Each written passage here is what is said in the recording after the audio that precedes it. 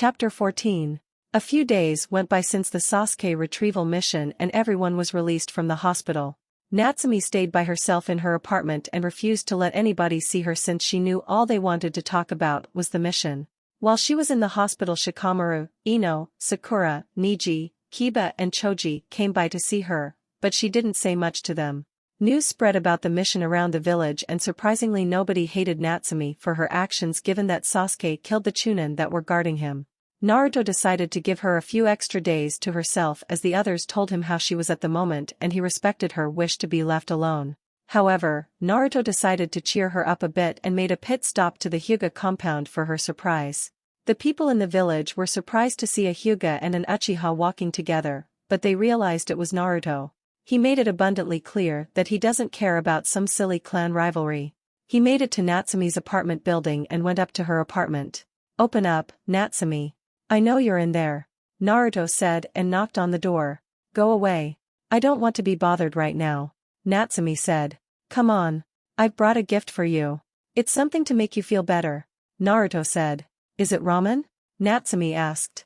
"It's better than ramen.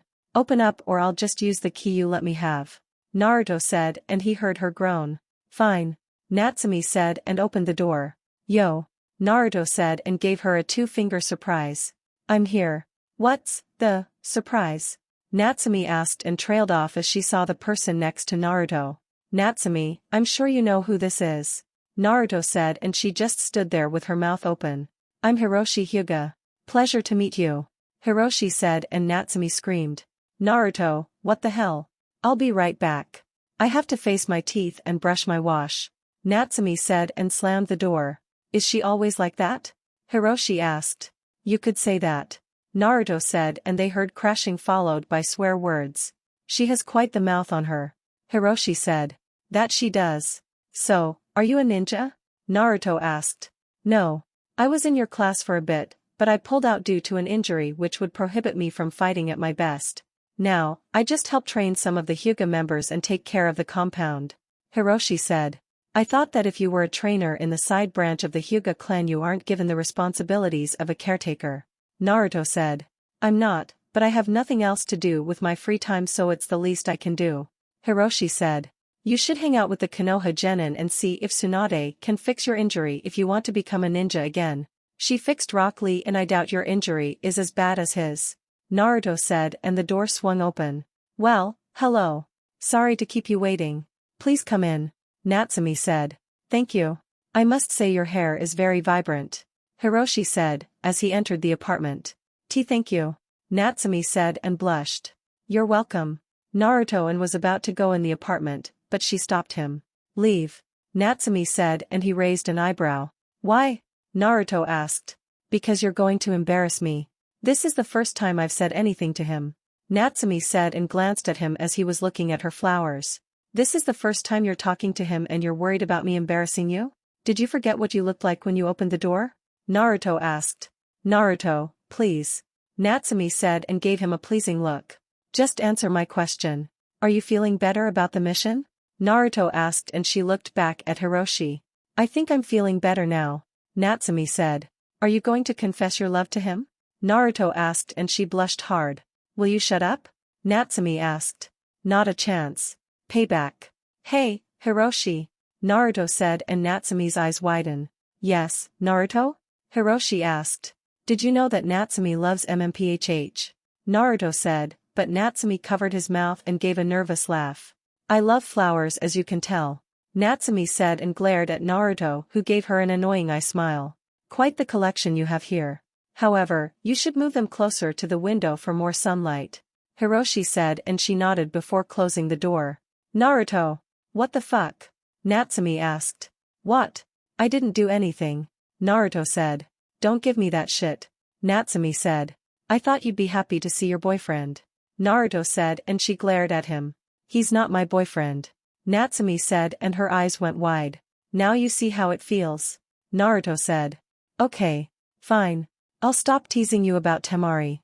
Can you please leave?" Natsumi asked. "Fine, but maybe you should talk to him about what's going on. You might feel better," Naruto said and she sighed.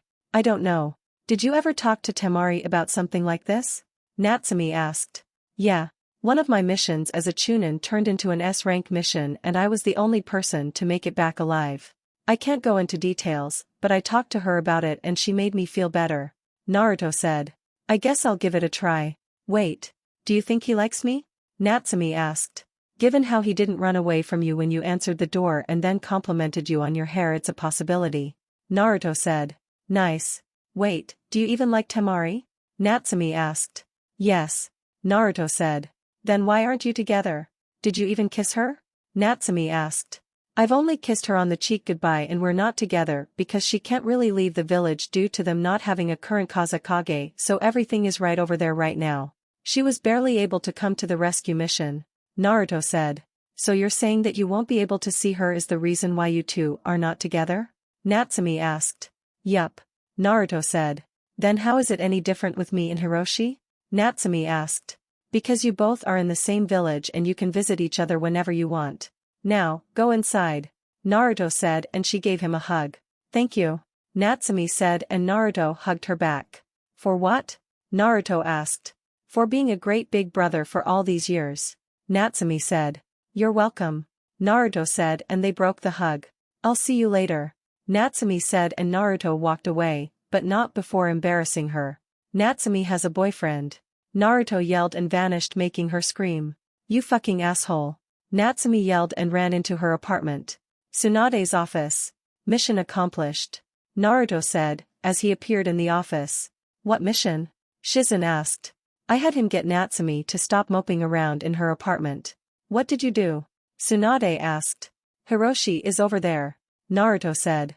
Wait a minute. You mean Hiroshi Hyuga? The boy she has a huge crush on? Shizen asked. Yup.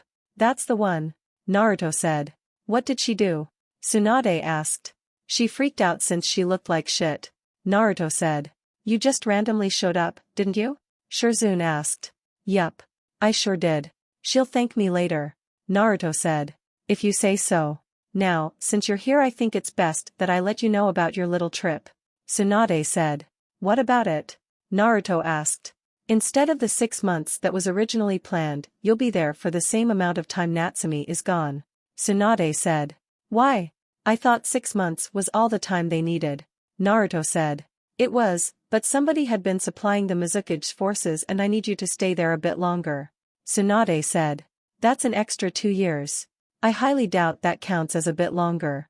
Naruto said. True, but I know you can do it. If I didn't believe you could then I wouldn't be sending you there. Which reminds me. Your mission file. Tsunade said. What about it? Naruto asked. I was reading it since you're about to leave on a long-term mission and I noticed that your missions on capture or kill, all of them have been captured on them. Why is that? Tsunade asked. Because I only kill if I have to. The enemy was already defeated and killing them would just be going too far. Besides, all of the people I had to capture were sent to Blood Prison after their chakra was sealed away. Naruto said. Yes, but I figured some of them would be killed given their history. Tsunade said. Well, there's already too much blood spilled in the world. I try not to add to it, but sometimes I'm left with no choice. Naruto said. Naruto, when was your first kill? Shizen asked and he sighed. I was 7 and Danzo sent 2 of his Rudanbu after me. They had me, but I managed to kill them. Naruto said. How? Tsunade asked. Yeah. You were so young. Shizen said. My Sharingan. Naruto said. You must have been training hard then if your Sharingan was able to keep up with them. Tsunade said. I mastered my Sharingan when I was 7. Naruto said and they were shocked. Did you say 7? Shizen asked. Yes. Naruto said. That's unheard of. I know Itachi mastered his Sharingan at 8, but 7 is even more of a shocker. Tsunade said. Not really. Shursui mastered his Sharingan at 7, but I've got him beat by a few months. Naruto said. I see. Shizen said. Well, I need to get going. I've got some training to do. Naruto said. Right. Oh yeah. If you see Natsumi, make sure you tease her for me. Tsunade said. You got it. Naruto said and vanished in a swirl of fire. That was cool. Shizen mumbled. It's flashy. Just like his father. Tsunade said. Naruto. After leaving Tsunade's office, Naruto decided to walk around the village a bit and see what there was to do. He was greeted by civilians and ninja during his walk and he kindly replied to them with a wave. It wasn't much of a secret that most civilians preferred him over Sasuke due to him being respectful and not full of himself. Naruto was walking around when he found himself in front of Kurenai and Anko's apartment building. He shrugged and went to see if one of them were home. He stopped by Kurenai's first, she wasn't home, so he went to Anko's place and heard her screaming in pain. He quickly went to her room and saw she was sweating a lot in her sleep with a pained look on her face. Anko! Anko, wake up! Naruto said and shook her, making her jump up while breathing heavily. Naruto? Anko asked and held her neck in pain. Yeah. Same nightmare again?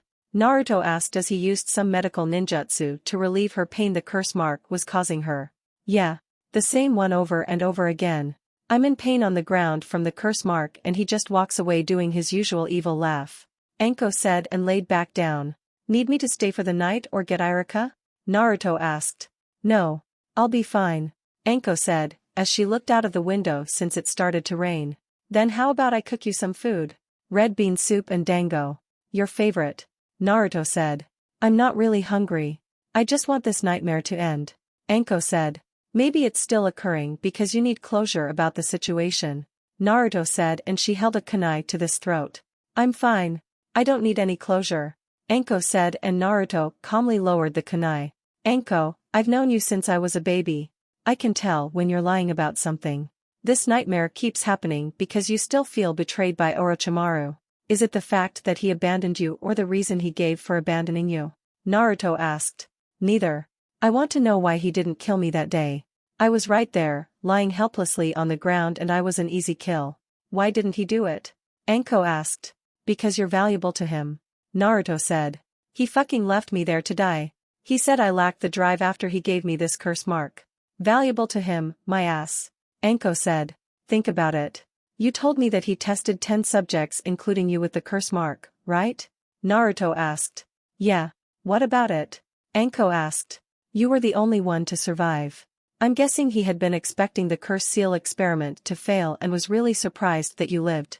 It isn't your fault, but you're the reason he's able to give out so many curse marks like he did with the group that came after Sasuke, and I'm willing to bet that he has many more people with the curse mark.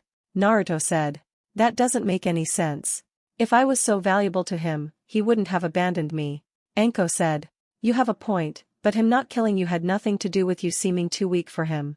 It was basically a giant middle finger to the people who made fun of him because of his desire to become immortal. You being alive showed them that he had a breakthrough, albeit a small one, in his quest for immortality. He basically used you as living proof that he can become immortal. Another thing, him abandoning you must have been because you were always strong-willed. Even to this day you refuse to use the curse mark even though it's fully functional and causing you pain. Naruto said and she sighed. I guess it makes sense, but I have to live with this thing forever. Anko said. Well, not really. Naruto said. What do you mean? Anko asked. Remember when I was 5 and I first saw the curse mark, then you explained to me what it does and its purpose? Naruto asked. Yeah. Anko said. Well, I've been looking into it over the years and I may or may not have come into your apartment while you were sleeping to look into it some more. Naruto said and she interrupted him. You do realize I sleep completely naked at night, right? Anko asked. Yeah, but I only need to see your shoulder and I didn't touch anything. Anyway, the seal can be removed from what I can tell, but it's extremely dangerous. Naruto said. How? Tell me. Anko said and shook him, causing her cover to fall off her chest. Please cover yourself up. I don't want to see that. Naruto said and she did. It's not like you haven't seen them before. Anko said. That's besides the point. Anyway, inside that seal is something evil. Although yours isn't to the level like the other ones we recently saw, it's still just as dangerous if released. Naruto said. What do you mean? Anko asked. That cursed seal has 3 components. One of them is his sinister chakra, which is how he's able to track curse mark users so easily if it isn't sealed off. The second component is what I'm guessing your seal doesn't have, which is supposed to be filled with some kind of DNA to transform you, and the third component is the part that makes it so dangerous. Naruto said. What's that? Anko asked. He basically placed a piece of his soul inside of the curse mark. Naruto said. What? Anko yelled. It's true. It was the only logical thing to do. If the curse mark is supposed to be placed on people he wants to use to revive himself after death, his soul would need to be there for the seal to work how he wants it to. The question of how he managed to seal abortion of his souls into that is a completely different problem. Naruto said. Wait, so if we were to remove the seal then what would that mean for his soul?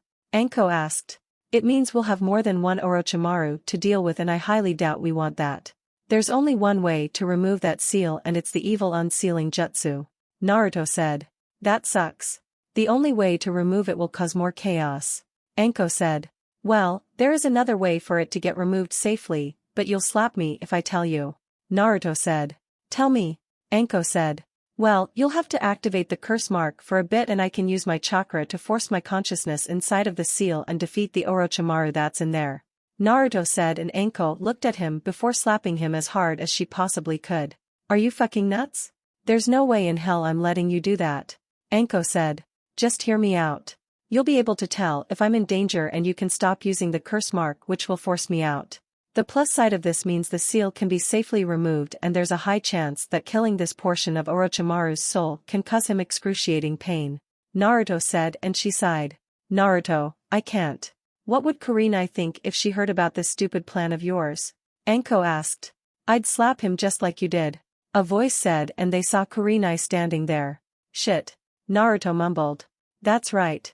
Besides me, think about Natsumi and Temari. They'd be distraught if you did that and died. Kurenai said and Naruto thought about it for a bit until he thought of something. I got it. Naruto said. Got what? Kurenai asked. A way to fix this and get that mark off of her after destroying the soul. Naruto said. Explain. Anko said. Okay, remember when I told you that Fu took me into her mindscape to talk to the seven-tailed beast? Naruto asked. Yeah, and you refused to tell us what you talked about. Kurenai said. I have my reasons. Anyway, what if we do the same thing? Technically speaking, Anko is kind of like a Jinchuriki with that seal on her. She has the soul of something sealed inside of it and she has the ability to use its power, but she doesn't. While you're sleeping, have you ever woken up in a weird space and you were able to control what it looked like? Naruto asked. Yeah. After I had got the curse mark I was out for a few days and I was in a dark space that turned into a torture chamber when I thought of killing Orochimaru. Anko said. If you can manage to do that, then you'll meet me in the seal. Together we can take on the part of Orochimaru's soul that's inside that curse mark. While the soul may have a form, you can control what happens inside of it and help me destroy the soul. You can make it so he can't move and quickly destroy him, or you can torture him for as long as you'd like. Naruto said. That seems kind of far-fetched to me. How would the three of us even get in the seal if your hand has to be in contact with the seal?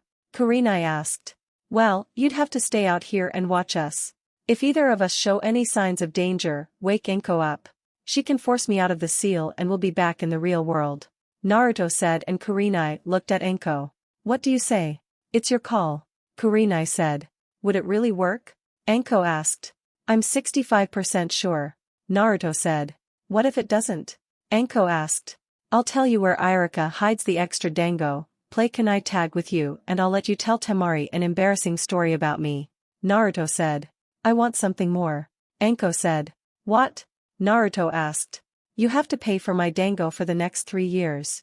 Anko said and Naruto was silent. You should have known that coming. Kurenai said. I know, but I'm leaving for nearly 3 years soon. Naruto said. What? Kurenai asked. I have a mission and I'll be gone for 2.5 years. I can't tell you what it is, but how about I leave you in charge of my money if this doesn't work and you can buy as much dango as you'd like until I get back? Naruto asked. Deal, but we're talking about that mission when this is over. Anko said and he nodded. What do you need us to do? Kurenai asked. I need Anko to activate the curse mark just a bit and then go into her mind. She should be able to feel my chakra being forced into the seal so she can pull my consciousness in there. All you need to do is supervise us really and pull us out if any signs of danger begin to show. Naruto said and they nodded. Okay. Let's do it. Anko said and activated her curse mark as Naruto placed a hand on it. Anko's mindscape. Anko opened her eyes and saw that she was in a torture room of sorts. Everything in here is what she dreamed of torturing Orochimaru with and it made her smile as she ran her hands across all of the equipment inside. She felt Naruto's chakra and sort of grabbed it then he appeared next to her. I guess it works. Anko said. Yeah. What is all of this stuff? Naruto asked, as he looked around. My equipment I want to torture Orochimaru with. Anko said. So you want to torture him? Naruto asked. I did, but I want this damn seal off as soon as possible. Anko said, and then they heard an evil chuckle. What a wonderful surprise, Anko. Look at how much you've grown. It's been quite some time since I last saw you. Orochimaru said. Cut the shit. Anko said. Anko, this Orochimaru doesn't know what's going on because your seal was blocked off. Naruto whispered and she nodded. So he doesn't know about anything after that day? Anko asked. Apparently not. His chakra levels are low as well, so he's obviously a lot weaker than the current Orochimaru. Naruto said. I want to watch him burn alive and scream. Anko said, and suddenly Orochimaru burst into flames, making him scream. Well, there you go. Naruto said. I wonder what else I can do. Anko said. While Orochimaru was burning to death, Anko made sure to torture him as much as she could. His arms were ripped off, reattached and then ripped again. He was electrocuted multiple times, stabbed all over his body. She even castrated him a couple of times, making Naruto cover his man parts. While all of this was going on, Anko was laughing and crying at the same time as she got her aggression out on him. Years and years of torture of her not being able to get her hands on him finally came to fruition. Eventually the soul of Orochimaru was no more as it was burned to ashes, and the best part about this was that Orochimaru in real life was screaming at the top of his lungs as his body was in immense pain right now. Anko collapsed to the floor and started to cry, so Naruto just gave her a hug as she let out all of her emotions. Thank you. Anko said and wiped her face. Anytime. Ready to go? Naruto asked. Just a second. Anko said, and then 9 tombstones appeared before she was ready to leave. What are those for? Naruto asked. The 9 other people who died during that experiment. I may not be able to come back here after the seal is gone, but at least I'll always know they're here. Anko said, and they faded away. Real world. They've been like this for how long? Irika asked, as he came to see Anko after his class was over with. About an hour. Kurenai said. Is she crying and smiling at the same time? Irika asked. Yup. I guess it worked. Kurenai said, and then Anko opened her eyes, followed by Naruto. Finally. Anko said. Did it work? Kurenai asked. Yup. It's gone. Just one more thing to do. Naruto said, and did the evil unsealing method on the curse mark, then watched it burn away. How does it look? Anko asked. Looks like you never even had a curse mark to begin with. Kurenai said, and Anko pulled her in for a hug. It's about time I got that shit off of me, huh? Anko asked. Yes, it is. Now, not that I don't appreciate the hug, but can you at least put some clothes on first? Kurenai said, and Anko laughed. Not happening. Irika is here. The 2 of you have to leave. Anko said and pulled Irika into a kiss. I'm out. Naruto said and vanished. 1 month later. Time went by and Naruto was getting ready to leave for Kiri in a few days. He and Natsumi wanted to get some more missions in, so Tsunade sent them out on a few B-rank missions to keep them from bothering her. Natsumi was in a good mood because she spent every second she was in the village with Hiroshi, and Naruto teased her for payback. Right now Naruto and Natsumi were in Tsunade's office after returning from their last mission. Mission accomplished. Natsumi said. Did the client get there safely? Tsunade asked. Define safe. Naruto said. What did you 2 do? Tsunade asked. In our defense, the guy was an asshole. Natsumi said. What did you do? Tsunade asked. Wait a minute. It wasn't me this time. Natsumi said. I find that hard to believe. Tsunade said. She's not lying. Naruto said. You did it? You're like the most level-headed person here next to Kakashi. Tsunade said. He had it coming. He kept bragging about being rich and that he could kick my ass. Simply put, he wanted to fight and got his ass handed to him. Naruto said. How bad was it? Tsunade asked. He won't be eating anything for a few weeks.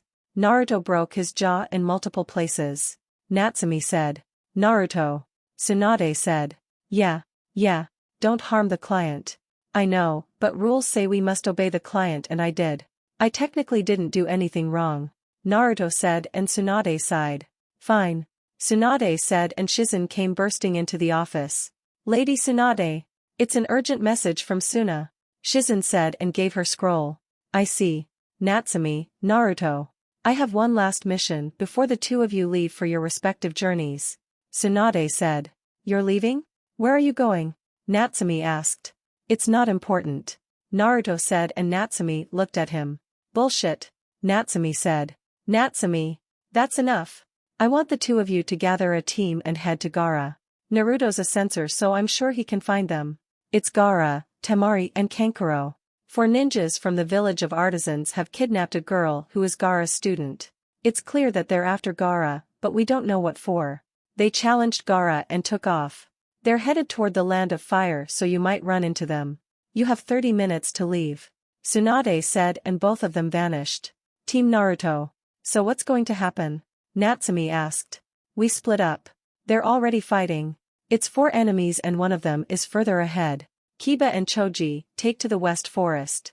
Ino and I will take the hills to the northeast. Natsumi and Lee take the northwest forest. We'll operate in backup squads of 2. Naruto said. I still think we should have gotten the others. Ino said. You mean Shino, Niji, Hinata and Sakura? Natsumi asked. The 4 of them are already ahead. They've been sent on a different route and won't be participating in the battle. They'll be responsible for healing the wounded so we can keep fighting. Niji and Shino will be the backup fighters in case somebody gets hurt, while Hinata and Sakura will focus on healing. Move out, Naruto said, and they all went their separate ways. Temari. Temari was covered in cuts and bruises and she was in a tough position. Her opponent was also a wind user, but she used her wind on a level completely different compared to Temari because she could use her swords to slice the wind or send Temari's attacks back at her. Her opponent just destroyed all of the trees surrounding them with a powerful wind jutsu, and Temari was in a pinch right now. Nowhere left to hide and you feel helpless. Poor thing. Kujaka taunted. She can take everything I throw at her. I've got no choice. I have to try it. Temari thought and used her wind style, Sea Dragon Jutsu, but nothing happened. I'm waiting. Wasn't something supposed to happen? It looks like the wind has turned its back on you, Kujaka said. I wouldn't be so sure. The wind and I are good friends, Temari said. She held her hand up and then Kujaku was caught in the middle of a tornado that formed from the sky. However, much to Temari's shock, she recovered and countered the jutsu, sending it back towards Temari. Once the jutsu hit, Temari was sent flying into a tree and coughed up some blood. Kujaku used the air slash jutsu and before it connected to kill Temari, Temari vanished. How did she dodge that? Kujaku asked. Right on time. Sorry to disappoint you, but she's not dying, Naruto said, as he was holding Temari in his arms and Ino was next to him. Who are you? Kujaku asked. Allies of the Sand. We're shinobi of the Leaf Village, Naruto and Ino said. So you're the one the leaf trotted out for me, huh? Temari asked, as Naruto put her down. Something like that. Think of it as us cashing in the favor, Naruto said. Gaara and Kankuro are chasing down the ones who have our village girl. You should go help them out. I can handle this, Temari said. You sure are doing a fine job of handling it. You look like shit and she looks like she's not even trying. Besides, Gaara and Kankuro have their own backup on the way, Naruto said. Good to know, Kujaka said. Why don't you take a break? I'll handle this one and we can go get the girl, Naruto said. I said I can handle it, Temari said. Sure you can. Ino, make sure she doesn't fall over, Naruto said. Sure, Ino said. You want to fight me as well? Fine, just another person eager to die, Kujaka said and got her swords ready. Don't worry, I'll end it quickly, Naruto said and pulled out his sword. Naruto took one step and then he just vanished before their very eyes, making them gasp. Kujaka wasn't prepared for an attack from behind due to how fast he was moving and he sliced her on her back. She dropped one of her swords as she yelled in pain and then Naruto appeared in front of her. Before Kujaka could react in time, Naruto kicked her other sword out of her hand and then punched her in the gut. He did more damage than I could after only 3 moves. Temari thought. Man, he's fast. I can't even see him move. Ino thought. How are you so fast? Kujaka asked. Training and I get natural speed from my father. He was the fastest shinobi alive before he died, Naruto said. Is that true? Ino asked and Temari looked at her. You mean to tell me that you didn't know the 4th Hokage was the fastest shinobi alive before he died? What did they teach you in the academy? Temari asked. Why, you're the son of the Yellow Flash? Kujaka asked. Yup, Naruto said. Before Kujaka could make her move, Naruto punched her again in the stomach and then gave her a few strikes underneath her left arm, striking a few pressure points rendering that arm useless. While she was kneeled down holding her arm, Temari came and smacked her away with her fan before finishing her off with the wind dragon jutsu that literally ripped her to shreds. That's not fair. I had her. Naruto said. Well, I was tired of seeing her face. Temari said and fell down in pain. See what happens when you don't listen? Naruto asked and poked her nose. Shut up. Ino, can you heal me? Temari asked. Sorry. I don't know any medical ninjutsu. Ino said and Naruto smirked. I know medical ninjutsu. Naruto said and she looked at him. Then heal me. Temari said. What's the magic word? Naruto asked. Seriously? You're going to do this now? Temari asked. You're right. Kankuro and Gaara might need backup. You're a big girl, I'm sure you can handle a little bit of pain. Naruto said and he was about to leave. Wait. Will you heal me please, Naruto? Temari asked, as she grit her teeth. Sure. See, that wasn't so hard. Naruto said and started to heal Temari's wounds. I'm going to kick your ass when you're finished. Temari said. You can try. Naruto said. Who taught you this stuff? Ino asked. Myself. I'm surprised you don't know any medical ninjutsu. You aren't much of a fighter. Naruto said. Hey, I can fight. Ino said. Yeah, maybe an academy student. You're a far-range fighter thanks to your clan techniques. Learning some medical ninjutsu won't hurt. It would actually help your team. Naruto said, as he finished healing Temari and helped her stand up. Thank you. Temari said. You're welcome. Now, let's go save your brother and his student. Naruto said and left in a swirl of fire. He's so amazing and he's cute. Ino said and left. Oh hell no. He's mine. Temari thought and quickly went after them. Few minutes later. Who the hell is that? Naruto asked, as he, Ino and Temari met up with the others. My name is Saimai. Saimai said. He was resurrected thanks to them taking away Gaara's chakra. I think he wants to extract Shikaku from Gaara. Natsumi said. Well, unless he knows how to open that seal on Gaara then it's not going to happen. Naruto said. Matsuri, are you okay? Temari asked, as she went over to the girl. Yeah, but Gaara-sensei needs help. Matsuri said. Okay. You guys look after her. I'm going to help Gaara. Natsumi said. Will you all relax? Gaara is fine and doesn't need any help. Naruto said. He's losing chakra though. Kankuro said and Naruto chuckled. Taking chakra from people like Gaara and Natsumi is pointless. Natsumi and Gaara have more chakra than everybody in their respective villages combined, but Natsumi has way more chakra than Gaara. He hasn't lost much chakra actually. Naruto said. Then why is Gaara turning into the Shikaku? Kankuro asked. Well, he's pissed off. They came into his village and took his student. Naruto said and then the sand started to fall off of Gaara. Look. He's returning to normal. Matsuri said. How though? Natsumi asked. He's fighting off the transformation. Temari said. He wants to finish this fight using his own power. Not the monster within him which he knows he can't control. Kankuro said. So, you still have some fight left in you to fight off the Shikaku, huh? Saimai said. If I'm to help my friends, I must do it for myself on my own. Gaara said. You're such a fool. Allowing your emotions to guide you. A shinobi must abandon emotion to obtain ultimate power and power is the only truth in this world. You're about to find out. Your time is up, freak of the sand village. Saimai said and Gaara smirked. That's what you think. Gaara said. Why so cocky? I'm still draining your chakra as we speak. Saimai said. It's as Naruto said. I still have plenty of chakra left.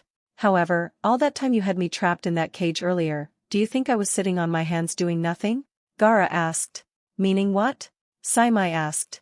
Gaara clapped his hands together and used his sand tsunami jutsu to create sand from the earth around them.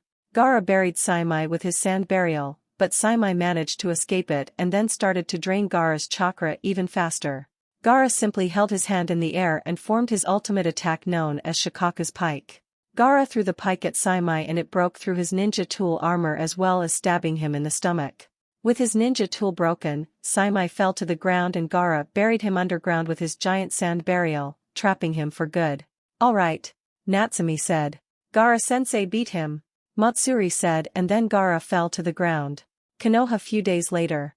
So, this is it, huh? Natsumi asked, as she was standing next to Naruto at the gate. Yeah, I guess it is. Naruto said. I'm sure the two of you will be fine. Tsunade said. Maybe, but I have to travel with the pervert and I'm developing now. He might try something on me. Natsumi said. Just remember to use the barrier I gave you. Trust me, you're going to love it. Naruto said. What does it do? Natsumi asked. You'll see. Naruto said. There you are. I was looking all over for you. Jiraiya said, as he appeared at the gate. You obviously didn't look hard enough, pervy sage. Natsumi said. Don't call me that. Jiraiya yelled. Bite me. Natsumi said. Will the two of you calm down? Anyway, Natsumi. This scroll contains jutsus from my grandfather's vault. With the way you progress, you should have most or all of them down when you get back. I also added some wind, earth and water ninjutsu in there as well. Tsunade said and gave her a scroll. Looks kind of small to hold all of that. Natsumi said. It's a storage scroll. You have sections labeled for each chakra nature on the scroll to make it easier for you. Tsunade said and Temari appeared at the gate. There goes your girlfriend, Naruto. Natsumi said. Shut up. Naruto said and walked away. You didn't deny it. Natsumi yelled. Naruto and Temari. I thought you went back to Suna. Naruto said. Not yet. I wanted to see you before you left. 2.5 years is a long time without seeing you. Temari said. I'll still write you letters. Tatsu doesn't mind. Naruto said. I know, but it's just weird not knowing where you are. Temari said. Don't worry about me. I'll be fine. I promise. Naruto said and she looked down. What if you're not? What if something happens and then I... Temari was cut off by Naruto, who pulled her in for a kiss that made her eyes widen until she slowly closed them and relaxed into the kiss. This was their first official kiss instead of on the cheek like they always did, and she pulled him deeper into the kiss. They broke apart and she stared up into his eyes with a smile on her face. I'll be fine, okay? Naruto asked and she nodded. Okay. Just promise me that you'll write as soon as you get there. Temari said. I promise. Naruto said. So, are we official? Temari asked. I don't know. I'm about to be gone for nearly 3 years. Who's to say that you don't find somebody else? Naruto asked and she gave him a kiss. I don't want anybody else. Temari said. Then I guess we're official then. Naruto said and they heard a hawk in the sky signaling he had to leave. I'll be here when you get back. Temari said and gave him a hug. I'll see you later. Naruto said and gave her a kiss before going back to the others. So, how was it? Did you kiss? Natsumi asked. Did you kiss Hiroshi on your birthday? Naruto asked. No. Natsumi said and blushed. Right. Anyway, do you still have the scroll on the Rasengan? Naruto asked. Yeah.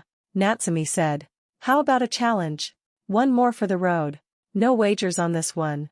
Naruto said. I'm listening. Natsumi said. My challenge for both of us is to create our own version of the Rasengan.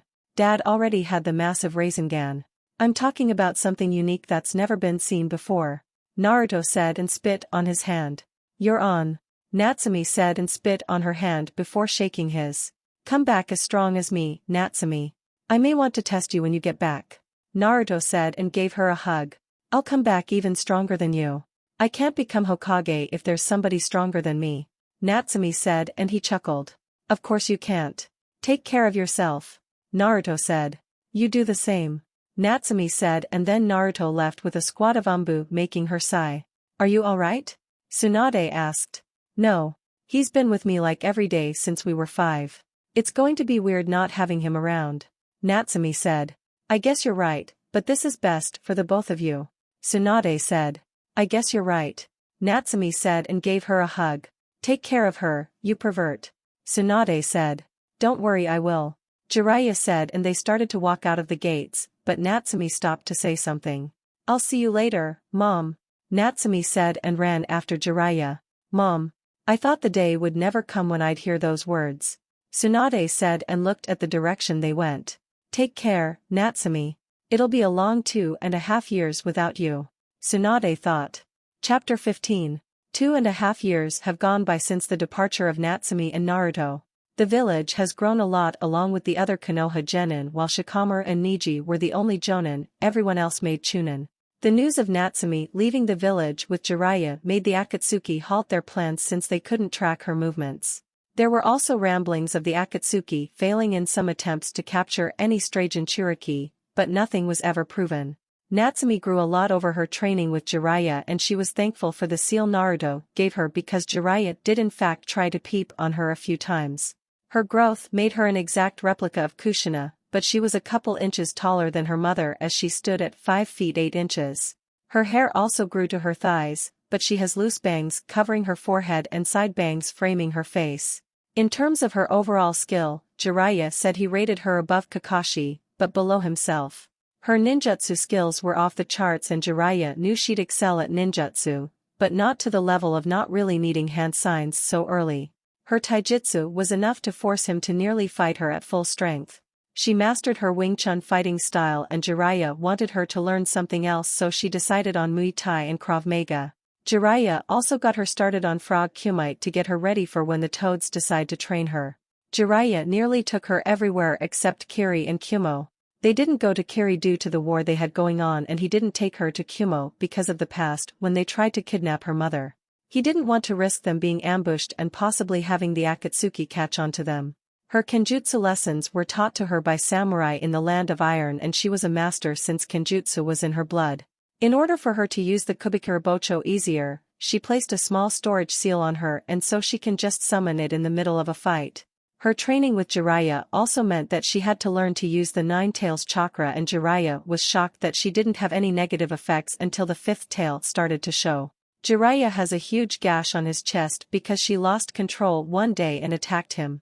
He worked with the necklace of the first Hokage to suppress the Nine Tails chakra since he used a chakra suppression seal. She woke up the very next day without knowing what happened and Jiraiya decided to keep that from her. Her genjutsu was still horrible, but she could break out of B-rank genjutsu now. Her Kekkei Genkai also came along great and she learned most of the jutsu Tsunade gave her. Jiraiya deduced that her wood style is a possible reason for her to use so much of the Nine Tails chakra with no negative drawbacks, and she told him that she already figured that out with Naruto. So, pervy sage. Natsumi said. I thought I asked you to stop calling me that. Jiraiya said. Yeah, and I also asked you to not peep on me during the trip, but that didn't happen. Natsumi said. I didn't do it much. Jiraiya said. You've tried every single day we've been traveling. You're lucky you aren't dead right now with your nuts chopped off. That seal Naruto gave me saved your life. Natsumi said. I still want to know how that thing works. Jiraiya said. Nope. If you know how it works then you'll find a way to get rid of it, and that's not happening. Natsumi said, and he grumbled under his breath. What is it then? What do you want? Jiraiya asked. Do you think I'll make Jonin after all of this training? Natsumi asked. Isn't that what you were aiming for? Jiraiya asked. Yeah, but the way some people on the council feel about me, they might treat me like the plague still and vote against it. Natsumi said. You didn't read the messages Tsunade sent me, so it's no wonder you don't know this. Tsunade changed the entire council, so now only the Hokage and Shinobi Council decide who gets promoted. I think you'll just do a test as a formality to see where your skills are. Jiraiya said. I guess. I mean, I don't mind kicking somebody's ass. I hope it's Anko. I still owe her for cutting my cheek during the Chunin exams. Natsumi said. That was like 3 years ago and you instantly healed after that. It's not like you have a scar on your cheek. Jiraiya said. That's not the point. I will have my revenge. Natsumi said. Make sure you fight her wearing skimpy clothing in a pool of water. Jiraiya said, as he started to giggle with blood coming out of his nose, and Natsumi turned to give him a creepy smile. You know what comes next, right? Natsumi asked and Jiraiya paled. Mercy? Jiraiya asked. Not a chance. Natsumi said, and Jiraiya could be heard screaming for miles, making all women smile that heard him. Konoha. The Hidden Leaf Village has been quiet without Natsumi around, and the village morale was a bit low. It was Natsumi's pranks or challenges with Naruto that gave the village a bit of extra life, and without it, everything seemed so boring. However, Tsunade did her best to change the village, and she did just that. Her medical program was an instant success, and she even took Sakura on as her apprentice. Their mortality rate on missions were significantly less than they were before, since every mission had at least one medic in the team now. The village also expanded further out thanks to the increased population, as many have heard about Konoha prospering under Tsunade. Of course there were the usual spy that would try to get into the village, but everyone had to go through a screening process which involved dealing with Anko and Ibiki, which easily spelled disaster for any spy. Once the spies were caught, they were simply placed in a stasis scroll and sent back to their home with a kind message from Tsunade which had an underlying threat if they did it again. With the village expanding and more money coming into the village under Tsunade, many merchants started to redirect their routes to take them through Konoha and see the village themselves. The allies of Konoha eventually came to renegotiate their treaties, and each treaty was better than the previous ones they had. Of course, many villages were hesitant on Konoha's growth since they looked like they were getting ready to attack somebody, but Konoha was adamant on not attacking anybody who did not attack them. Speaking of Tsunade, she quickly became the focal point of many of the new men that moved into the village, and some of them even asked her out on a date, but she respectfully declined. It flattered her to be wanted still at her age, but she couldn't bring herself to go out with them since she loved someone else. Shizune also had her fair share of interests and went on a few dates, but the most shocking date she had was with Gunma, who she would still occasionally go out with. "Lady Tsunade, it's almost time for their return, isn't it?" Shizune asked, and Tsunade looked up at her. "Already? I thought they had at least a few more months." Tsunade said and went back to her paperwork. "Nope. I marked it on your calendar. I knew you'd miss them.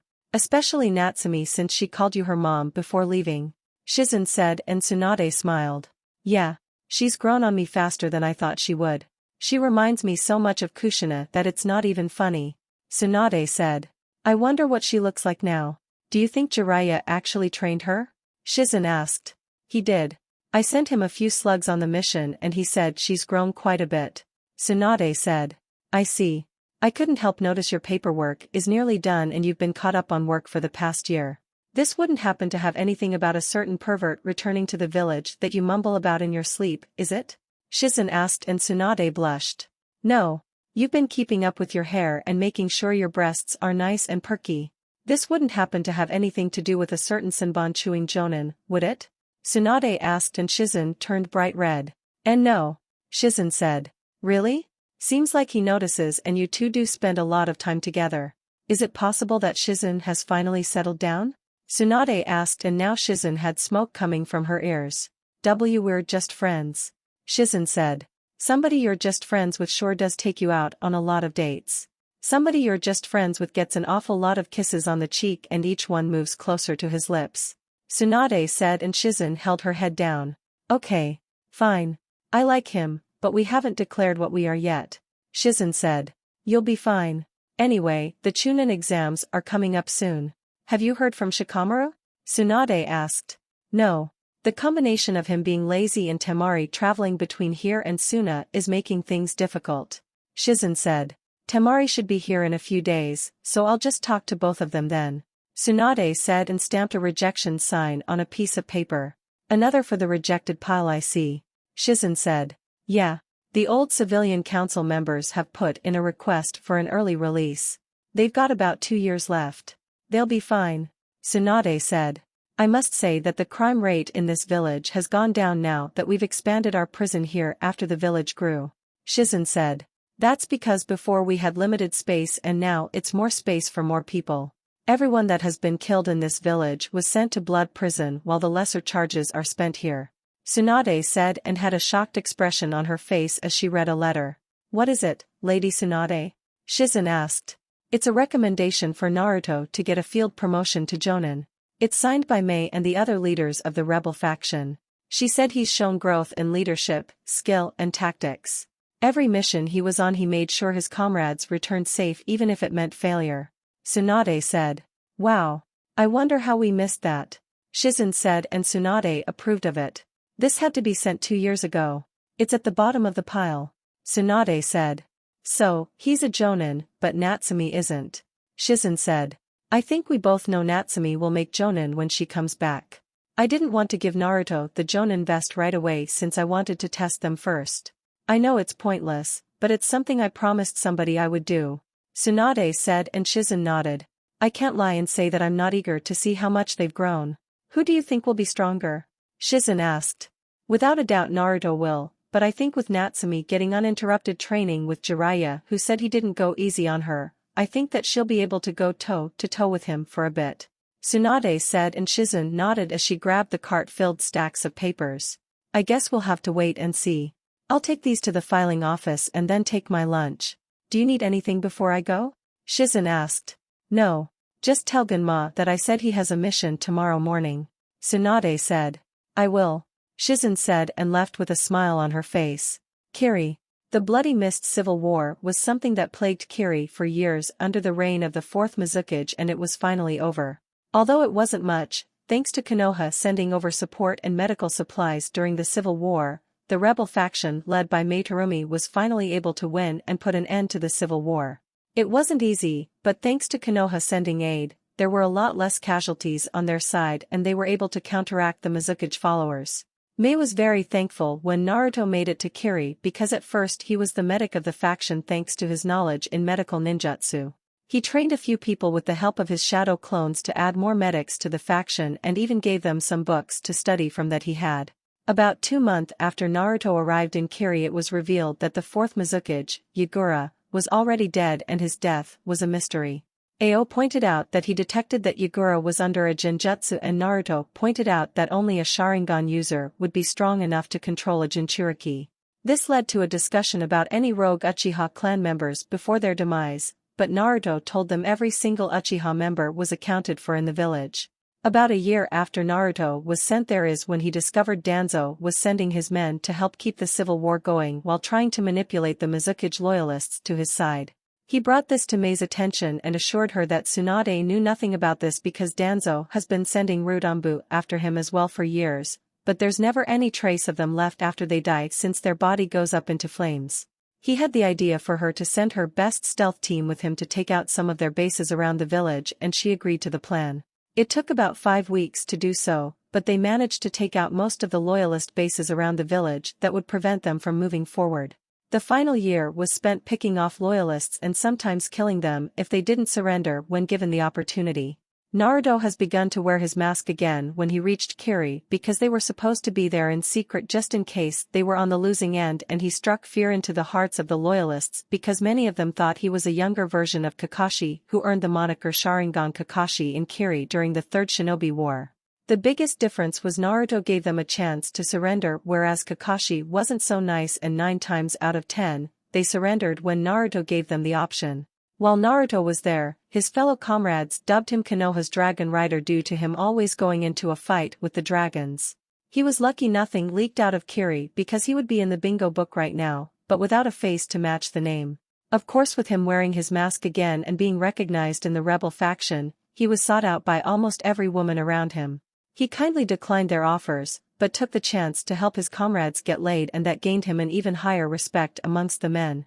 While he did learn some more skills while in Kiri, he mainly focused on execution and timing of said skills. You could know a lot of ninjutsu, kenjutsu, genjutsu, taijutsu and more, but if you didn't know how to properly use them in battle, they were useless.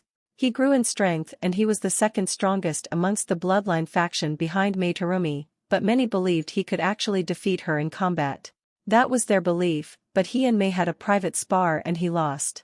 However, the fight was extremely close and she told him that given a few more months or a year that he should be able to beat her. She was a Kage-level ninja and the 5th Mizukage after all, so he took pride that he was able to push her so far. While he was there during the war, Naruto hit a growth spurt that made him seem like he was a grown man despite him being almost 17 years old. His voice was deep, but it was calm, similar to Minato's voice, and you could hear the power behind it if he gave out an order. He lost all of his baby fat and grew some muscle that was built for speed and power. His hair grew out quite a bit until he had it cut back to its original length with 2 jaw-length bangs.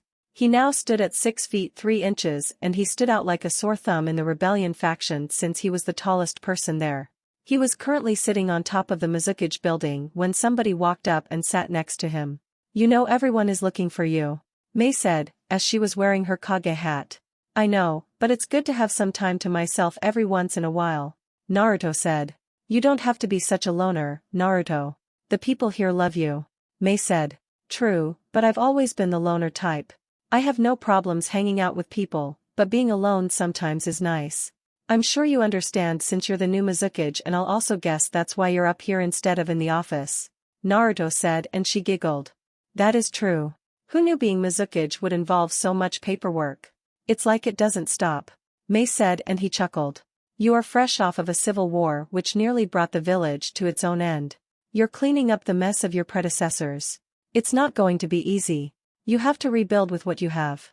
Naruto said and she sighed. Just remember to give Lady Tsunade the treaty I drew up.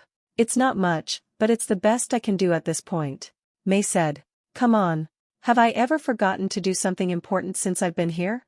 Naruto asked. Yes. Quite a bit in fact. I remember numerous occasions of you nearly burning the food. How about the time I sent you out hunting and you forgot to bring the food back? Mei asked. Ah, that's all in the past. Naruto said and waved her off. It was 3 weeks ago. Mei said. Still in the past. Naruto said and she sighed. Smart ass. Anyway, as thanks for helping us win and put an end to the civil war, I have something for you. Mei said. Mei, as many times you've tempted me, I'm not sleeping with you. Naruto said and she rolled her eyes. It's not that. I am the Mizukage. I must have more respect for myself. I can't be chasing men. I have more important things to do. Mei said. Then why do you always get sad when somebody brings up marriage? I recall you nearly killing 5 people because they said they were getting married after the civil war ended. Naruto said and she looked at him with a sweet smile. Naruto, shut up. Mei said. Well, that's rude. Naruto said and she pulled out a scroll. I'm not offering you sex. I respect a man when he tells me he has a girlfriend and especially when his girlfriend happens to be the Kazekage's sister. This is a thank you gift as well as an apology for melting your sword during our spar.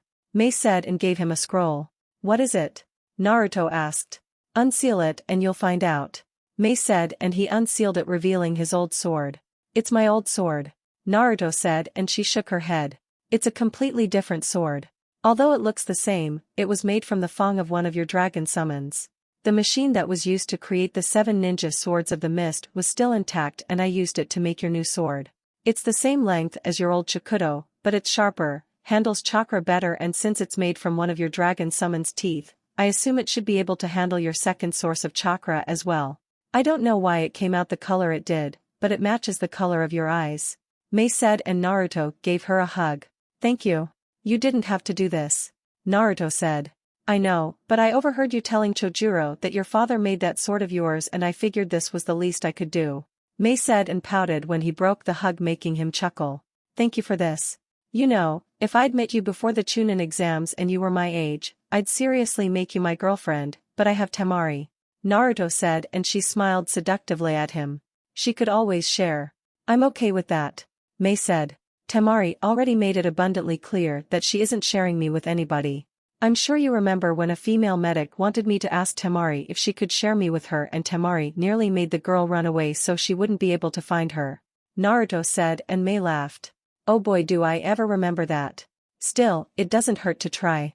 Mei said and Naruto had an idea. Why not ask Chojuro out? Naruto asked. Chojuro is too sweet and nervous to even have a girlfriend. Besides, I'm in my 30s now and he's only a few years older than you. Mei said. True, but I've caught him checking you out quite a few times over the past 2.5 years. He likes you, but he's too scared to say something to you. Naruto said. How can you tell? Mei asked. I overheard him one night rubbing one out and saying your name. Why do you think I decided to get my own space away from him? It was like every other night with him. Naruto said and Mei blushed. I had no idea. Mei said. Just go easy on him in the bedroom. I don't think he's prepared for all of your built-up sexual tension. Naruto said and she chuckled. He sure isn't. Now, how's it going with you and Temari? Mei asked. We're good. We miss each other and Tatsu has been busy with the letters being sent between us. Naruto said. Ah yes. Tatsu. The lovable dragon responsible for paralyzing my entire medical corp. Mei said. I did warn them to not surround her and grab her. Naruto said. That is true. So, have you and Temari talked about the next step? Mei asked. It's been brought up, but we're not in a rush. Sure the tension will be there after not seeing each other for nearly 3 years, but if it happens it happens. Naruto said and then an Umbu appeared behind Mei. Can I help you? Mei asked. Lady Mizukage, the water daimyo is here to see you. The Umbu said. Tell him that I'll be there shortly. Mei said. Of course. The Umbu said and vanished. Duty calls. Naruto said and she chuckled. You could always fill in for me. You'd made a great Kage.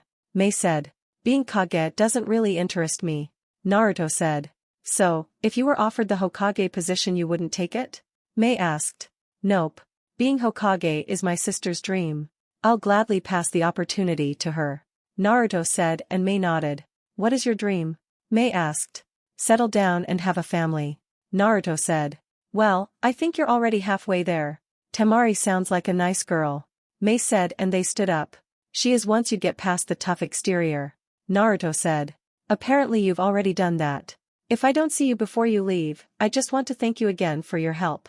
Mei said and gave him a hug. You're welcome. I'll make sure Tsunade gets that treaty. Naruto said. Thank you. Now, I must go use my womanly charms to seduce the daimyo to give us more money. Mei said and pushed her breasts up. If he's an old man then the meeting won't even last an hour. Naruto said and she smirked. An hour is too long. I'll have to get a tighter dress, maybe show a bit too much for him. All these old men are the same. Show them some breasts and they'll do anything you want. Mei said. To make things better, give him this. Naruto said and gave her a book. What is it? Mei asked.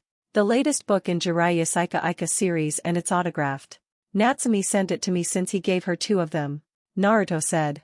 Not even official allies and you're already helping me out. I'll be sure to give this to him. Go and enjoy the feast later. Mei said and left. Konoha 3 days later. The village was quiet, calm and filled with laughter from the children playing in the village. The villagers were enjoying their peace and quiet, unaware of a certain somebody returning to the village. 2.5 years of peace and quiet was about to be disrupted all because of one person as she ran up the tallest pole she could find. Natsumi Uzumaki Namikaze is back bitches. Natsumi yelled and all of the birds flew away. Natsumi, is that you? When do you get back to the village? A voice asked and Natsumi looked down to see a familiar head of pink hair. Just now. Long time no see huh, Sakura? Natsumi asked. Look at you. You've grown up quite a bit. You're even taller than me now. Sakura said. Yes. Her height isn't the only thing that's changed. Jiraiya said and giggled. Excuse me for a moment. Natsumi said and Sakura was a witness to attempted murder right before her very eyes as Natsumi nearly killed Jiraiya. I see her temper hasn't changed at all. Sakura thought. Don't do it again. Do you understand me? Natsumi yelled. Why yes. Jiraiya said and Natsumi twisted his arm even more. I didn't fucking hear you. Natsumi yelled. Okay. I won't do it again. Jiraiya said and tapped out. Better not. Natsumi said and stood up. Yup. Same old Natsumi. Sakura thought. So, look at you. You haven't really changed at all. I mean you've gotten a bit taller, but you're still as flat as a cutting board. Natsumi said and Sakura's eye twitched. Gee. Thanks. I can't believe I missed you all this time. Sakura said and Natsumi pulled her in for a hug. It's good to see you again, Sakura. Natsumi said and Sakura hugged her back. Yeah. Same here. I love what you've done to your hair. Sakura said. Thanks. I see you still keep yours short now. Natsumi said. Yeah. It gets in the way and can easily be grabbed during a fight. Sakura said. That's why my hair is a literal weapon. They can grab it if they want to. They won't like the end result. Natsumi said. Oh. You will never believe this. Sakura said. You finally got a boyfriend. Natsumi said and Sakura rolled her eyes. No. Sakura said. Your breasts are actually bigger than that and you're hiding behind a genjutsu. Natsumi said. No. Sakura said. Oh. Oh. I know. You and Ino finally settled the sexual tension between the two of you. Natsumi said. No. Sakura yelled. Then what is it? Natsumi asked. Shizun has a boyfriend. Sakura said. What? No fucking way. How? Natsumi asked. Natsumi, we need to go see Tsunade. Jiraiya said. Yeah. Sakura, tell me all about this on our way to the office. Natsumi said and they walked off towards the Hokage Tower. Tsunade's office. Shizun, how much longer? Tsunade asked. Any minute now I assume. Shizun said and there was a knock on the door. Come in. Tsunade said. It's me, Lady Tsunade. I have the papers from the gate for you. Sakura said and placed them on her desk. Thank you, Sakura. Tsunade said. Oh and there's one more thing. Sakura said. What is it? Tsunade asked. Come in. Sakura said and stepped out of the way so she could see the door. Hey, Tsunade. Long time no see. Jiraiya said and Tsunade deflated. Oh. It's just Jiraiya. Tsunade said and grabbed some paper. Well, That's not the response I was looking for. We've been friends for over 30 years. Surely you can do better than that. Jiraiya said. Master Jiraiya, it's good to see you again. Shizen said and bowed. See. Shizen gave me a proper greeting. I guess I'll just take my surprise back home. Jiraiya said. What surprise? Tsunade asked, and then Natsumi burst into the room. It's me. Hi mom. Natsumi said, and Tsunade gave her a big hug. Welcome back, loudmouth. Tsunade said. It's good to be back. Natsumi said, and they separated. Let me take a look at you. You've grown so much. Tsunade said. She sure has. Jiraiya thought and pulled out his notepad only to scream at the top of his lungs. I didn't say anything. Wait a minute. What happened to my voice? I sound like a little kid. Jiraiya yelled. Looks like you have to wait for your balls to drop again before you get your original voice back. Natsumi said. Good shot. Tsunade said and gave her a high five. Traveled with him for nearly 3 years. I can tell when he's thinking something perverted as well. Natsumi said, and Tsunade sat in her seat. So, how was the trip? Did you actually train her? Tsunade asked. Come on. You didn't think we'd come back without any results, did you? Jiraiya asked, and they laughed at his voice. I'm very glad to hear that. Show me what you've got, Natsumi. Tsunade said. Oh yeah. I've been waiting for this. I kick your ass and then force you to hand over the Hokage hat. Natsumi said, as she imagined herself wearing the Hokage hat. I have someone I'd like for you to go up against. You're not ready to face someone like me yet. I'd kick your ass. Tsunade said. Then who is it? Natsumi asked, and there was a knock on the door. Come in. Tsunade said, as the door opened revealing Shikamaru and Temari. Hey. Shikamaru said. Hey, Shikamaru, Temari. Look what the fox dragged in. Sakura said. Oh haha, Pinky. A fox joke. Not like I haven't heard that one before. I give you 2 out of 10 on that one. Natsumi said. That's Natsumi? Shikamaru asked, and his eyes wandered. My eyes are up here.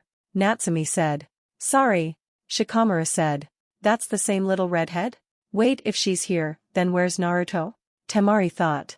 So, you're back, huh? Shikamaru asked. Yeah. I just came back today. Natsumi said. Look at you. You've grown. Are you the same as before? Shikamaru asked. She's still the same. The instant she saw me she called me flat-chested. Sakura said. It's not like I was lying. Does this mean you're my opponent, Shikamaru? Natsumi asked. Opponent? What are you talking about? I just came here to drop off some paperwork. Shikamaru said. Oh. Then if it's not you, then is it? What's your name again? Natsumi asked, as she looked at Temari. You don't remember me? Temari asked. I'm just joking. How could I ever forget my future sister-in-law? Come here. Natsumi said and pulled her in for a hug. It's good to see you again. Temari said. Yeah. Hey, looks like you've grown as well. Those things are bigger than mine. I'm sure Naruto will love them. Natsumi said, and Temari blushed. Shut up. Hey, what are you doing? Temari asked and removed Natsumi's hands off of her breasts.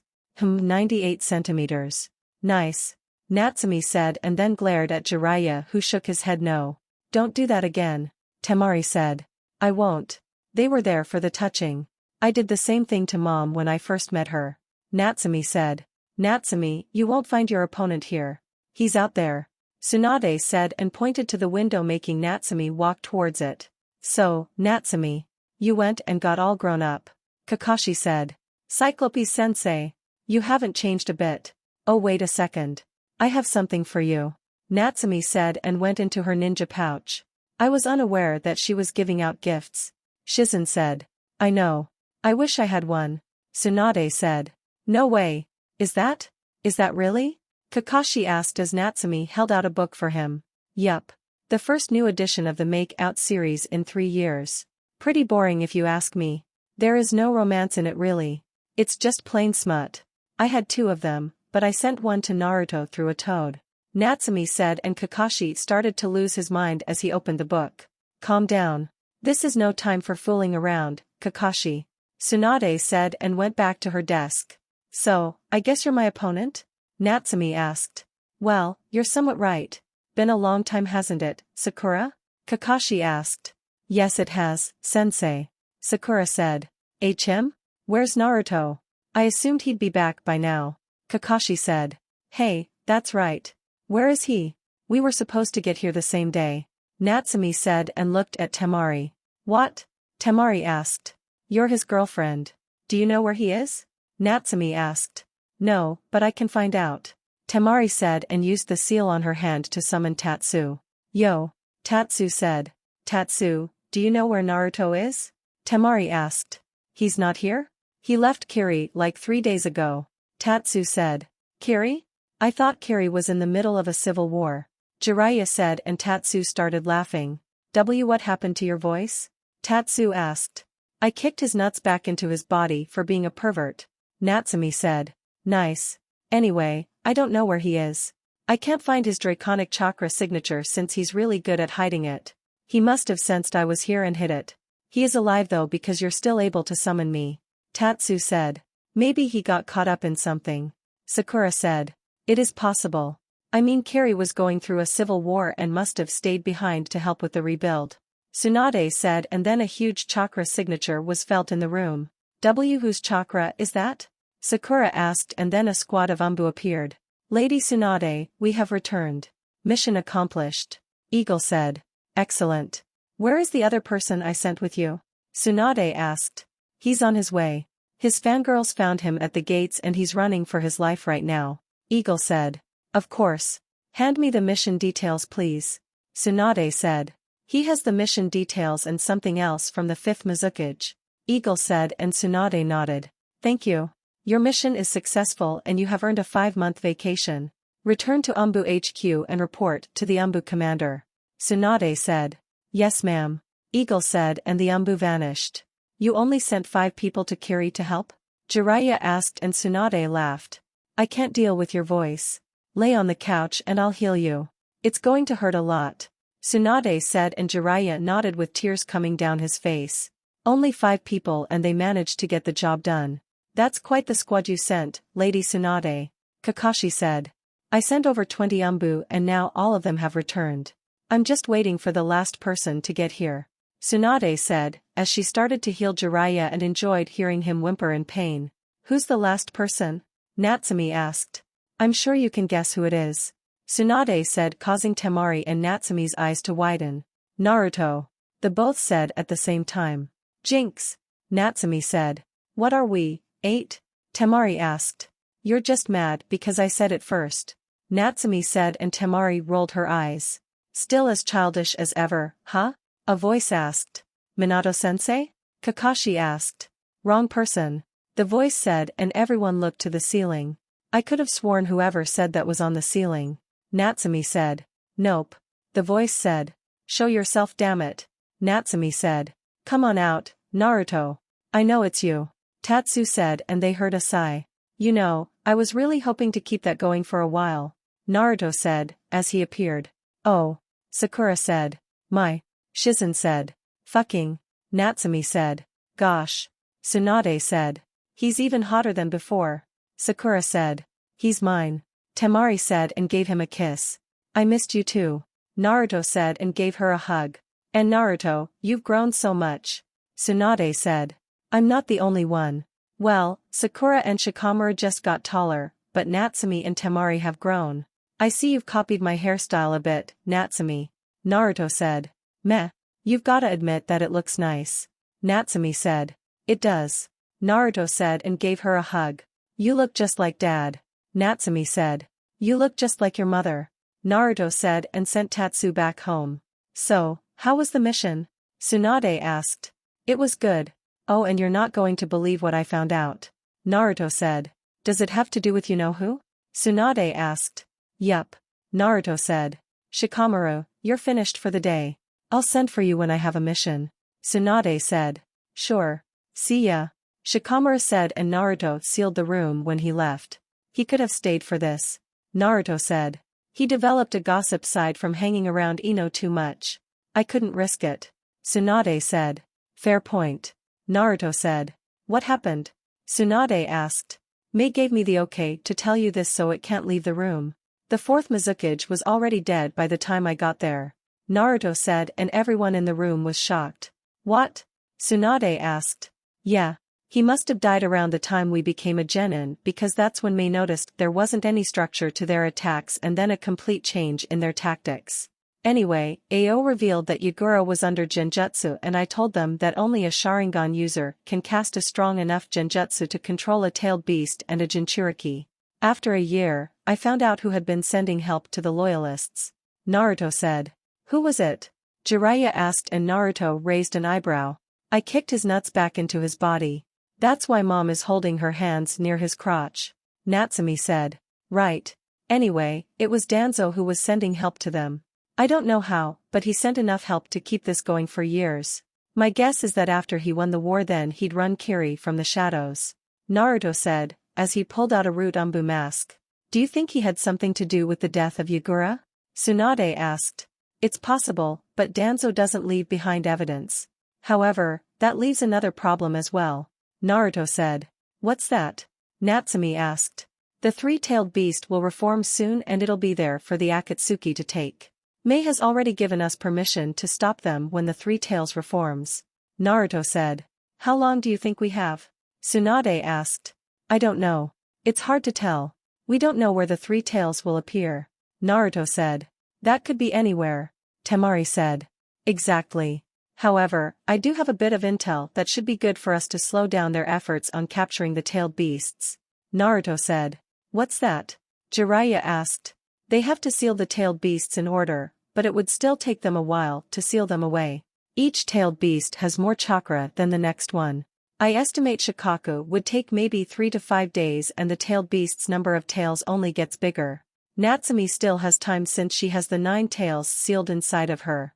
Gaara is the first one they'll go after. Naruto said. How did you find out all of this? Jiraiya asked. Tatsu isn't the only dragon of her kind. There's plenty of them and they're spy dragons with the ability to go invisible. I simply had some of them fly around the elemental nations and if they spotted anyone with a black cloak with red clouds on it, then they were to attach themselves to that person. Naruto said. Then you must know where their base is. Kakashi said. I don't. The bad thing about the dragons going invisible is that their eyes still show. They have to keep them close to keep them from getting discovered. Naruto said. How can't they find them with their chakra? Temari asked. Because only I can sense draconic chakra. They can't and I used that to my advantage. Naruto said. We need to get to Suna then. Gaara is in trouble. Temari said. I have dragons all around Suna and they haven't reported anything yet. Now, I also have good news and bad news. Naruto said. What's the bad news? Tsunade asked. The 4 tails, 5 tails and 6 tails Jinchuriki have already been captured. Naruto said. I thought you said they had to capture them in order. Natsumi said. I said they had to seal them in order. The Akatsuki can capture them whenever they want, but they can't seal them in any kind of way. The Akatsuki have the Jinchuriki they've captured in some kind of stasis to keep them from releasing the tailed beasts. Iwa and Kiri have lost their tailed beasts. Inofu is safe for now and will contact me with her summons if she's in trouble. We need to send word to Kumo to either protect their Jinchuriki or help us defeat the Akatsuki. Naruto said. I already did and the Reikage declined. Tsunade said. We can't go into Kumo territory either. If his Jinchuriki are captured I don't want to hear him complaining about it. Naruto said and tossed Tsunade a scroll. What's this? Tsunade asked. A treaty for an alliance between Konoha and Kiri. Mei said that she couldn't offer much, but that's because she's recovering from the civil war. Naruto said. You can call the 5th Mizukage by her first name? Temari asked. Yeah. Naruto said. Aha. How close did you two exactly get? Temari asked. We're pretty close. After all her failed attempts at flirting with me we became friends. She melted my sword though when we fought. Naruto said. You fought the 5th Mizukage? Sakura asked. I honestly forgot she was in here. Natsumi said. Me too. Anyway, yes we fought. It was after the war was over for a couple of months and she won. Barely, but she won. She used her lava ninjutsu to melt my sword and she made me a new one made from a dragon's tooth.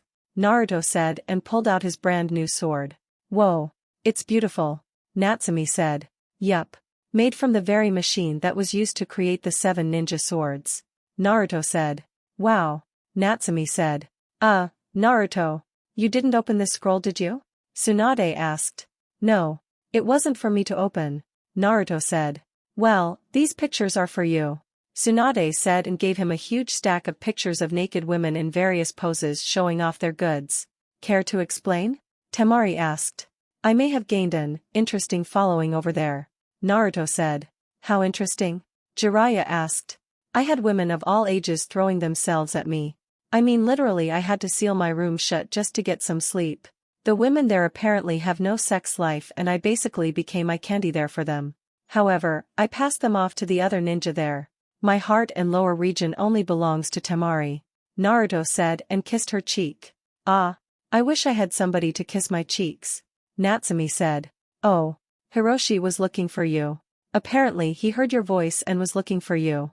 Naruto said. Really? I mean, why should I care? Natsumi asked. He already told me the two of you started dating before you left. Naruto said. You're dating Hiroshi? Shizen asked. Yeah. You're dating Genma. Natsumi said. How'd you find out? Shizen asked. Sakura told me. Natsumi said. Natsumi? Well, Lady Tsunade told me. Sakura said. Lady Tsunade? How could you? Shizen asked. I was drunk and it slipped out. Tsunade said. Fine. Lady Tsunade is in love with Master Jiraiya. Shizen said. Shizen. Tsunade yelled. Oops. It slipped out. Shizen said and then an argument started. Ha. Sakura said. I don't see what's so funny. You have a crush on Shikamaru. Tsunade said. What? Natsumi asked. Wanna get out of there? Naruto whispered to Temari and she nodded. Yeah. Temari said and Naruto wrapped an arm around her waist before unsealing the room, activating a silencing seal to keep the argument from getting out. Let's go. Naruto said and they vanished. I guess the test can wait.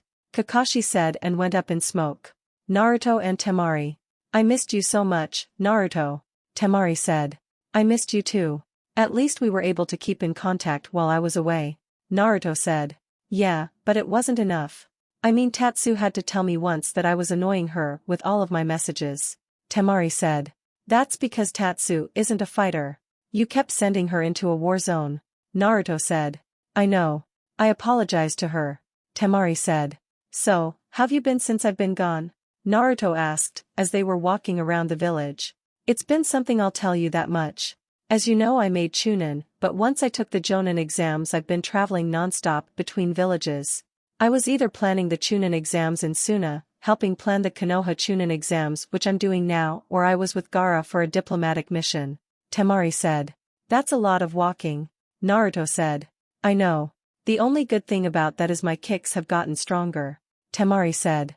You use taijutsu now? Naruto asked. Why do you sound so surprised? Temari asked. Well, you always fight from a distance. You didn't tell me you were learning taijutsu. Naruto said. I had to. I was on a B-rank mission and the guy I had to capture was a taijutsu and ninjutsu expert. I mean I won thanks to Kankuro being there, but he kicked my ass. Temari said. Well, I'm sure you're very good at it. Naruto said. Oh, I am. I learned a different chakra nature though. I chose fire to complement my wind. I wanted a defensive chakra nature, but earth and water didn't feel right. Temari said. Well, wind can be used offensively and defensively if used properly. There was a guy in Kiri who used wind to redirect a fireball jutsu back towards his opponent. Naruto said. How'd he manage to do that? Temari said. He said he used his wind manipulation to suck the oxygen out of the fireball before creating a wind tunnel and sent it back while using the wind chakra to power the fireball. Naruto said. I need to learn how to do that. Temari said. I would teach you, but I'm not a wind user. Naruto said. Yeah, I know. For somebody with as much natural skill as yourself, you don't go out trying to learn any more chakra natures. Temari said. I'm comfortable with what I have. I focused more on execution and timing during my training. While I did learn new techniques, all of my moves are fluent and build off of one another. Naruto said and wrapped an arm around Temari so she leaned into him while walking. What else did you learn? Temari asked. Some kenjutsu techniques and better taijutsu. I added a defensive style to the mix. Can't always rely on my Sharingan as defense. Naruto said and she looked at his eyes. Your eyes are different. Temari said. Different how? Naruto asked. They seem to be losing color to them. Are you alright? Temari asked. Yeah. I'm fine. Naruto said, and she rolled her eyes. I've been around you a lot before you left. I know when you're lying. Temari said, and he smirked. Nothing gets past you, huh? Naruto asked. Nope. Now tell me what's going on. Temari said, as they entered his apartment. You were here, weren't you? Naruto asked, as he looked around. How could you tell? Temari asked. It smells like flowers and there's no dust. Naruto said. Yeah. When I was here I figured you wouldn't mind if I used your place. I made sure to keep it clean. Temari said and sat on the couch. Want something to drink? Naruto asked. No.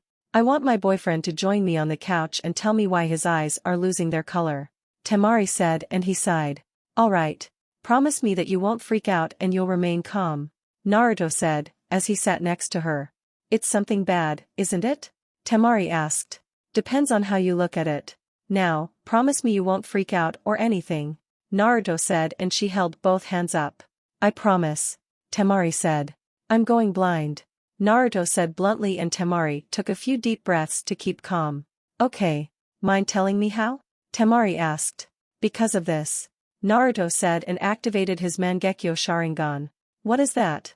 I've never seen your Sharingan pattern like that before. Temari said. It's called the Mangekyo Sharingan. It's an advanced form of the Sharingan that has only been activated by a handful of Uchiha clan members. Naruto said. What does it do? Temari asked. The Mangekyo Sharingan retains all of the Sharingan's generic abilities. In addition to that, the Mangekyo grants powerful abilities that differ between each eye. It drains a lot of chakra to activate and maintain it, as well as using a lot of chakra to use each technique.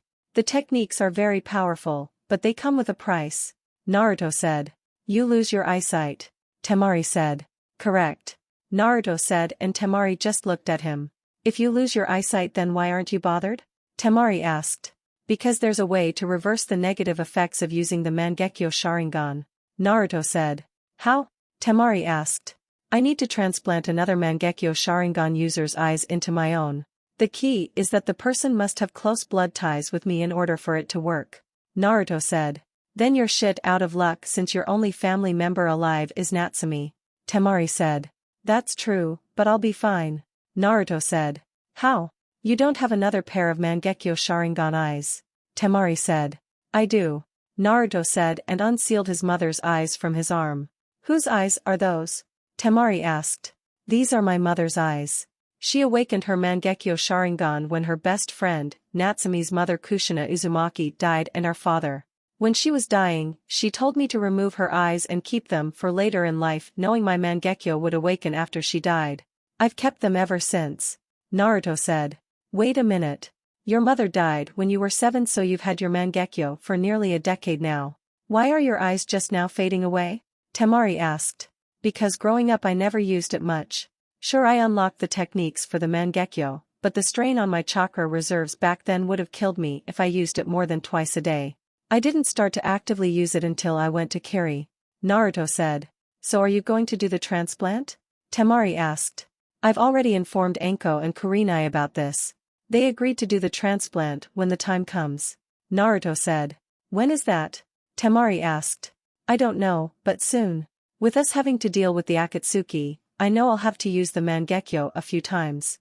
Plus, there's Itachi Uchiha to deal with. Naruto said. What does he have to do with this? Temari asked.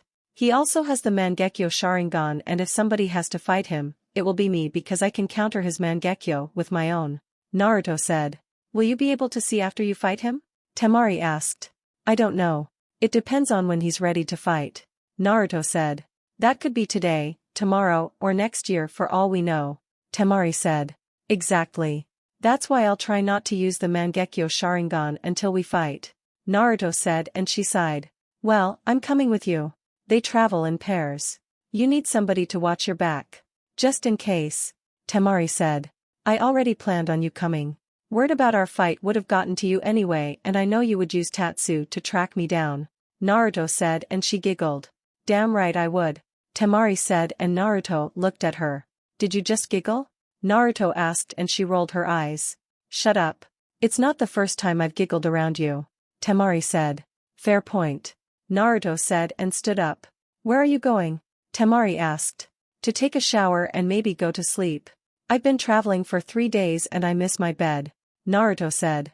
Oh yeah, Temari said, and Naruto took his shirt off, making her drool. If you plan on joining me, seal the apartment so nobody gets in, Naruto said. What? Temari asked and turned red. You heard me, Naruto said. He walked away and went to take a shower while Temari was just sitting there on the couch. Eventually she got up and sealed the house before taking her clothes off. She did miss him a lot and there was no telling when she'd get this opportunity again. Long story short, it was a long afternoon for both of them that went into the night before they went to sleep.